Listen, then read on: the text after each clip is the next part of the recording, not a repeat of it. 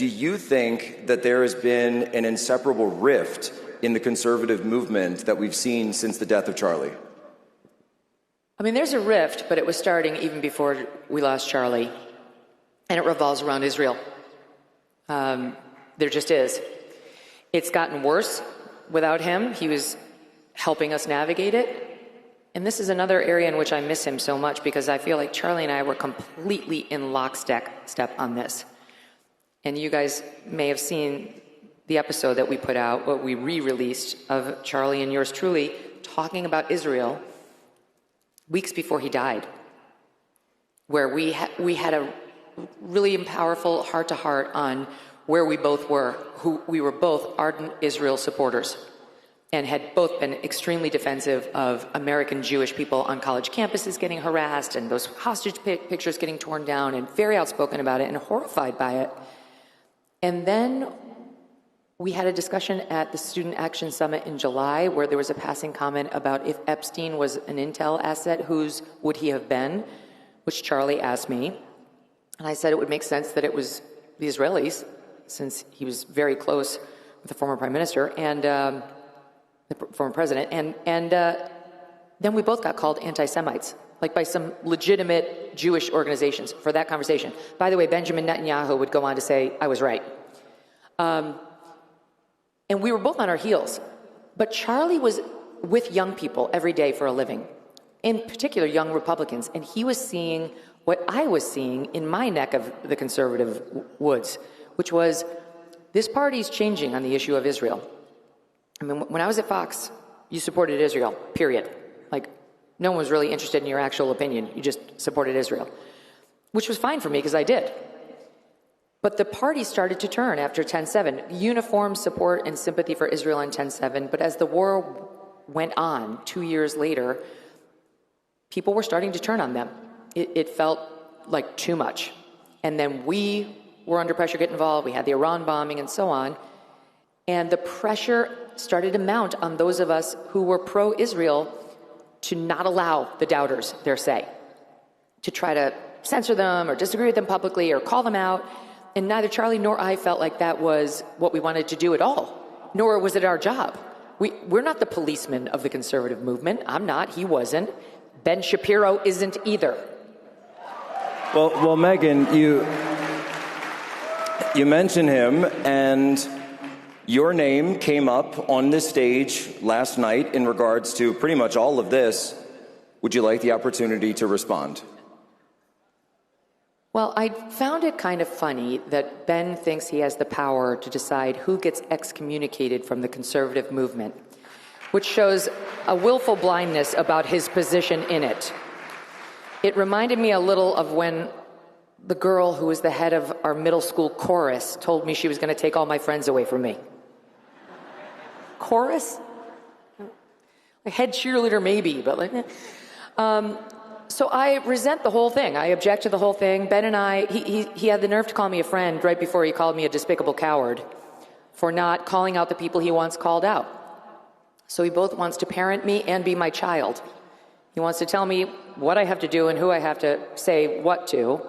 And then when I don't, he and some of his friends want to act like utter victims because I won't do what they say. They need me. I have to be their daddy and step in to protect them. And I am not their daddy. And I resent that he thinks he's in a position to decide who must say what to whom and when. Thank you. So I don't think we are friends anymore. I've been a very good friend to Ben. Nobody knew who the heck Ben Shapiro was when I started putting him on my shows on the Fox News channel.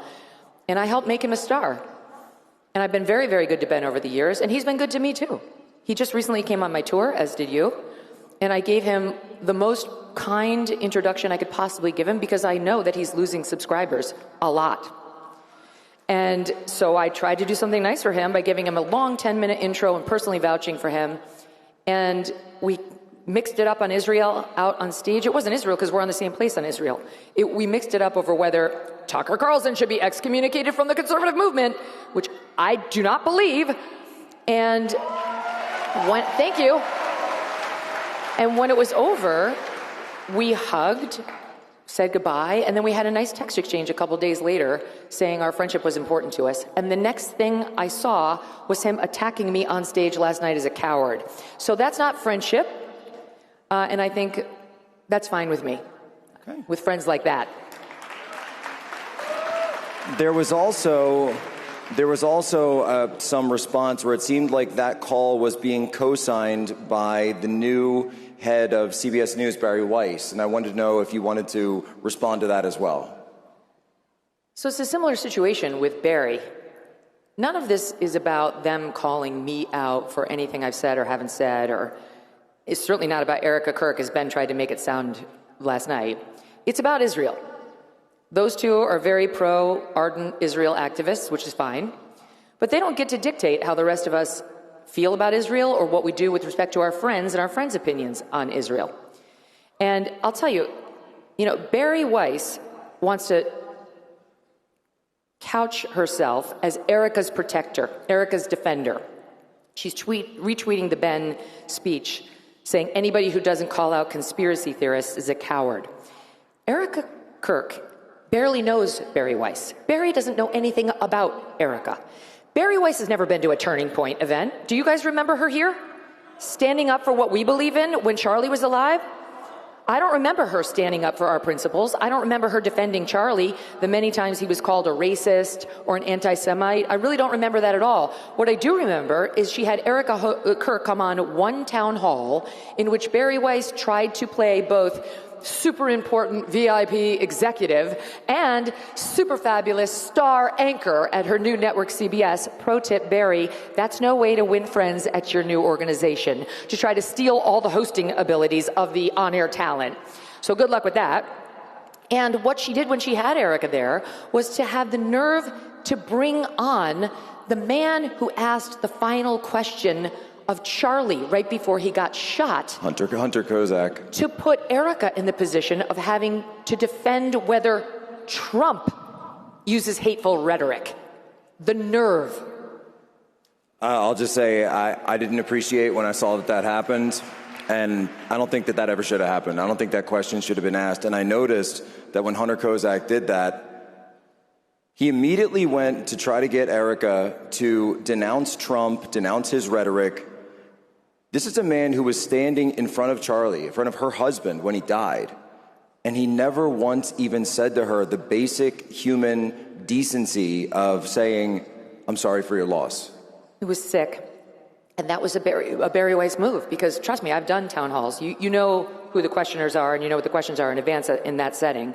So she knew it was coming, and she thought it was appropriate to have Charlie's widow answer for Trump's violent rhetoric. I'm sorry, that's disrespectful, and I will not be taking any lessons from Bari Weiss in how to treat Erica or anyone else. Right.